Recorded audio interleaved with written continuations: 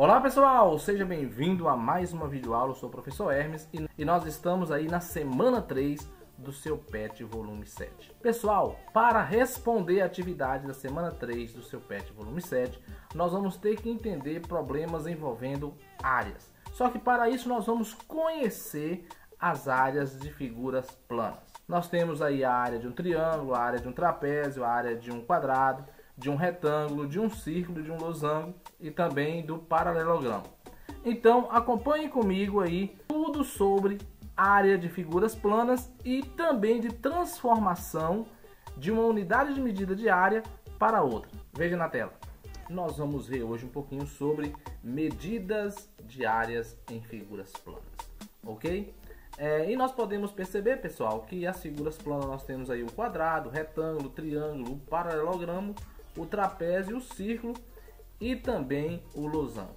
Pessoal, o quadrado nós podemos perceber, ó, que é uma figura de 4 lados iguais. Então nós temos aqui, ó, lado A, aqui também vai ser lado A e aqui também lado A. A área do quadrado é essa parte pintada, essa parte interna aqui, certo? Essa parte aqui em destaque, que é a linha é o lado do quadrado. Então nós podemos dizer, ó, que a área do quadrado, a gente vai multiplicar o comprimento A pela largura A. Então nós vamos ter duas medidas iguais e nós vamos multiplicar ela. Quando a gente multiplica duas medidas iguais, nós podemos dizer que a mesma coisa dessa medida elevado ao quadrado. O retângulo, pessoal, também é uma figura de 4 lados, só que diferente do quadrado, o retângulo ele possui dois lados paralelos iguais e outros dois lados paralelos iguais. Então nós vamos ter aqui, ó, um lado A e um lado B, de modo que este A é diferente de B, ou seja, a medida de dois lados consecutivos nunca serão iguais. Então nós temos aqui, ó, lado A, o próximo lado consecutivo aqui é o B, a gente vai ver que não é igual a A. Então nós vamos ter dois lados iguais. Então nessa figura de 4 lados também, a área, que é essa parte interna, vai ser A vezes B. No triângulo, pessoal, nós vamos ter o lado multiplicado pela altura dividido por 2, como sendo a área, que é essa parte interna. Essa altura é a distância de um dos lados até o vértice que está oposto a este lado, tá vendo? Ó? Então nós temos aqui este lado B, esse vértice é o que é oposto a ele, porque ó, essa linha participa desse ângulo, então o outro que ele não participa é oposto a ele. Então a distância dele até esse outro pontinho, que é o vértice aqui oposto, nós vamos chamar de altura. E no triângulo nós vamos ter a área base vezes altura dividido por 2. No paralelogramo nós vamos ter também uma figura de 4 lados, só que aqui, pessoal, nós vamos ter o seguinte: no quadrado e no retângulo nós vamos perceber que forma ângulos de 90 graus. Já aqui não, nós vamos ter ângulos diferentes de 90 graus. E a área, pessoal, vai ser o lado multiplicado pela altura. A altura é a distância desse lado até o vértice oposto a ele. O trapézio nós vamos ter um lado maior, um lado menor, e nós vamos ter outros dois lados aqui de forma inclinada. Então a área de um trapézio vai ser essa base maior somada com essa base menor, dividido por 2 e multiplicado pela altura. A altura vai ser da base maior até o vértice aqui oposto. E no círculo, pessoal, nós vamos ter o seguinte, ó, o círculo, a figura fechada aqui circular, a área vai ser π multiplicado por r ao quadrado. R é o raio vai do centro até tocar a circunferência. E a área do losango aqui, como nós podemos perceber, ó, nós vamos ter uma diagonal maior que multiplica por uma diagonal menor dividido por 2, ok?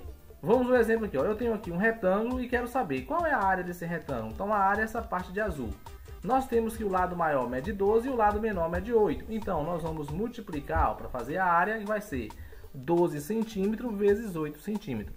Multiplicando, pessoal, centímetro vezes centímetro, nós vamos ter o seguinte: 12 vezes 8, 96. Centímetro vezes centímetro, centímetros ao quadrado. Então, a partir daqui eu gostaria que vocês guardassem o seguinte: que para representar a área de uma figura, nós sempre vamos usar unidade de medidas ao quadrado. Então pode ser centímetros ao quadrado, metros ao quadrado, decímetros ao quadrado, ou seja, todas as unidades de medidas serão representadas ao quadrado. Então nós temos aqui, ó, transformar aí as unidades de área. Tem como a gente transformar a unidade de área? Tem sim. Por exemplo, transforme 96 centímetros quadrados em hectômetros quadrados. Vamos lá, ó. Primeiro a gente vai colocar aquele dispositivo que a gente aprendeu na videoaula anterior.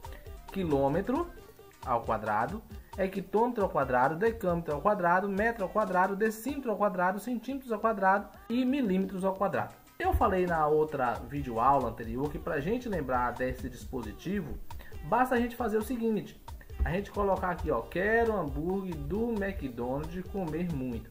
Só que aí alguém colocou aí nos comentários do vídeo que achava mais legal assim, ó, quero hambúrguer do McDonald's com maionese, ao invés de comer muito. Então fica a seu critério, associe essas duas frases para você não esquecer aí o dispositivo. Agora é o seguinte, nós vamos colocar 96 centímetros para hectômetro. Agora, pessoal, como aqui é ao quadrado, ó, nós vamos ter que deixar 2 algarismos em cada casinha. Após o 6 aqui existe uma vírgula. Como está na casa do centímetro, então na casa do centímetro após o 6 tem que ter uma vírgula. Então nós vamos colocar lá o 9 e o 6. Como a gente vai voltar até a casa do hectômetro, a gente vai preencher as outras casas com 0, porque não tem mais número, ó. Colocamos ali, ali, vamos colocar ali também na casa do decímetro e por fim nós colocamos na casa do hectômetro e colocamos uma vírgula. Então eu posso dizer que 96 centímetros ao quadrado equivale a 0,00000096 hectômetros quadrados. Então veja aqui agora mais um exemplo. Transforme 123,5 decâmetro em centímetros quadrados. Decâmetros quadrados em centímetros quadrados. Dispositivo, quero hambúrguer do McDonald's com maionese, ok? Vamos lá. Vamos colocar, quero hambúrguer do McDonald's com maionese, tá vendo? Ó, quero hambúrguer do McDonald's com maionese. Agora nós temos aqui, ó, 123,5 decâmetro. A casa do decâmetro está aqui.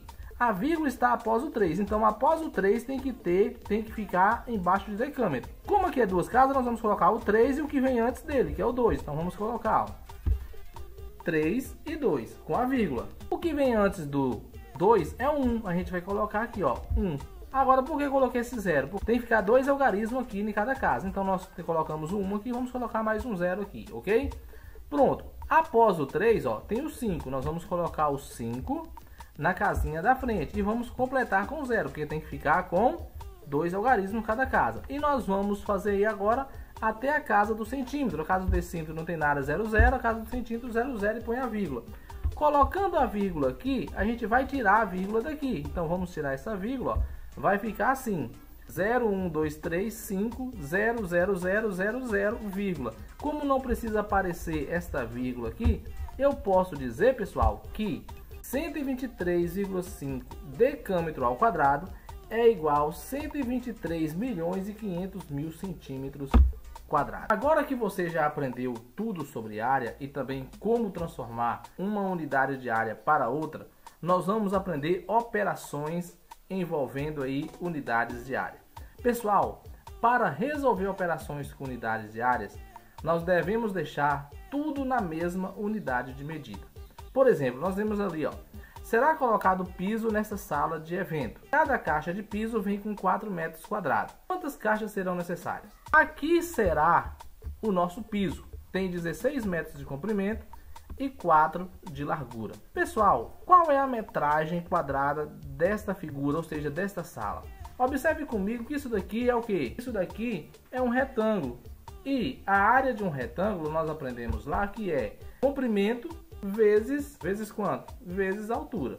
Então, a área vai ser 16 vezes 4. Resolvendo aqui, pessoal, 16 vezes 4, nós vamos encontrar 64 metros quadrados. Então, eu posso dizer que a área dessa figura é 64 metros quadrados. Eu vou precisar de 64 metros quadrados para colocar, então, pisos aqui. Eu vou precisar de 64 metros quadrados de pisos.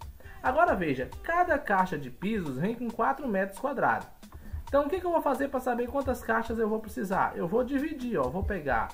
Então, 64, que é o meu total, e dividir por 4, porque eu preciso de 64 metros quadrados e cada caixa vem 4. Se eu dividir 64 metros quadrados por 4 metros quadrados, eu vou encontrar 16.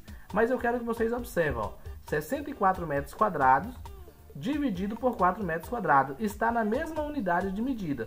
Quando está na mesma unidade de medida, eu posso fazer essa divisão. Se aqui fosse centímetros ao quadrado, por exemplo, eu teria que transformar isso primeiro em metros, ou transformar o de cima em centímetros. Ou seja, tem que ficar na mesma unidade de medida. Pronto. Ao resolver, então, 64 metros quadrados por 4 metros quadrados, eu vou encontrar 16. Isso significa que nós vamos precisar de 16 caixas. Olha um outro exemplo aqui. Depois de pronta, pretende colocar 5 pessoas por cada metro quadrado da sala. Quantas pessoas caberá em toda a sala? Então veja, nessa sala de eventos aqui, ó, depois de colocar o piso, quando for fazer uma festa, diz que para cada metro quadrado vai colocar 5 pessoas. Ela tem 64 metros quadrados, porque foi o que nós achamos aqui. Então, se cada metro quadrado vai 5 pessoas, quantas pessoas vão caber aí dentro dessa sala? Então nós vamos pegar, ó, a área é 16 vezes 4, a área é 64 metros quadrados, que é a área da sala.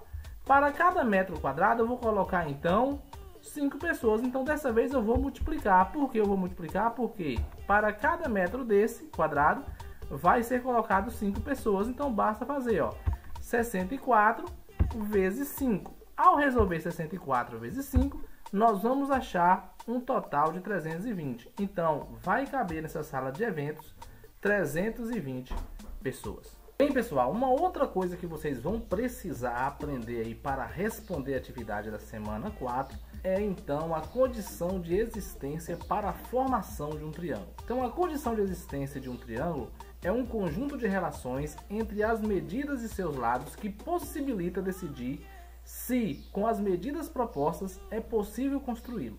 Essa condição é uma propriedade conhecida como desigualdade triangular. Dados 3 segmentos de retas, se a medida de cada um deles é menor que a soma das medidas dos outros dois, então esse segmento de reta pode formar um triângulo. Em outras palavras, em um triângulo de lado medindo ABC, sempre teremos as seguintes relações. Para existir então um triângulo, A tem que ser menor do que a soma de B mais C, B tem que ser menor do que a medida de A mais C e C tem que ser menor do que a medida de A mais B. Ok, pessoal? Então nós temos aqui, ó, 3 segmentos, 4, 6 e 7. Para mim saber então se esses segmentos formam um triângulo, basta eu fazer o seguinte, ó. Se eu pegar aqui então o 7, né? Eu vou pegar o maior lado aqui. Se o 7, vamos começar pelo maior lado. Se o 7 ele for menor do que a soma dos outros dois, ou seja, do que a soma do outro segmento 4 e 6, nós vamos ter aqui então, ó, que 7 é menor do que 10. Satisfez a primeira condição. Se eu pegar o 6 também é menor do que a soma de 4 mais 7, porque 4 mais 7 é 11, é maior do que 6. Se eu pegar o 4 é menor do que 6 mais 7, porque 6 mais 7 é 13. Então, se satisfez todas essas condições, eu posso dizer que esses 3 segmentos vai formar um triângulo, ok? Uma outra coisa importante para a gente saber é o seguinte: a soma dos ângulos internos de um triângulo sempre vai ser 180. Então nós temos aqui, ó, 80 mais 60 mais 40, o total disso daqui tem que dar 180. Olha o outro, 130 mais 30 mais 20 também tem que dar 180. Olha esse caso, 90, porque esse quadradinho significa um ângulo reto de 90, 90 mais 60 mais 30 também vai dar 180. E nós podemos tirar uma relação importante daqui. Se a gente pegar o maior ângulo aqui, ó, e comparar com a soma dos outros dois, ó, 80 é o maior ângulo. 80 é menor do que 60 mais 40. Quando esse maior ângulo aqui que a gente tem for menor do que a soma dos outros dois, ele vai ser acutângulo. Quando a gente pegar o maior ângulo, que nem no segundo caso aqui, ó, 130, e ele for maior do que a soma dos outros dois, ele vai ser obtusângulo. Ou seja, se ele é menor do que a soma dos outros dois, é acutângulo. Se ele é maior, é obtusângulo. E se ele for igual à soma dos outros dois, ó, por exemplo, nós temos aqui o 90, se o 90 é o maior ângulo. 90 é igual à soma dos outros dois. Quando é igual, nós vamos chamar de retângulo. Ok? Aí o que você precisa aprender para responder a atividade da semana 4 do seu PET volume 7. Ok? Então não saia do vídeo sem deixar aí o seu like e também sem se inscrever no canal se ainda não for inscrito. Faça um comentário também e é para ajudar na divulgação. Eu conto com a sua parceria. Até a próxima videoaula. Fique com Deus. Tchau.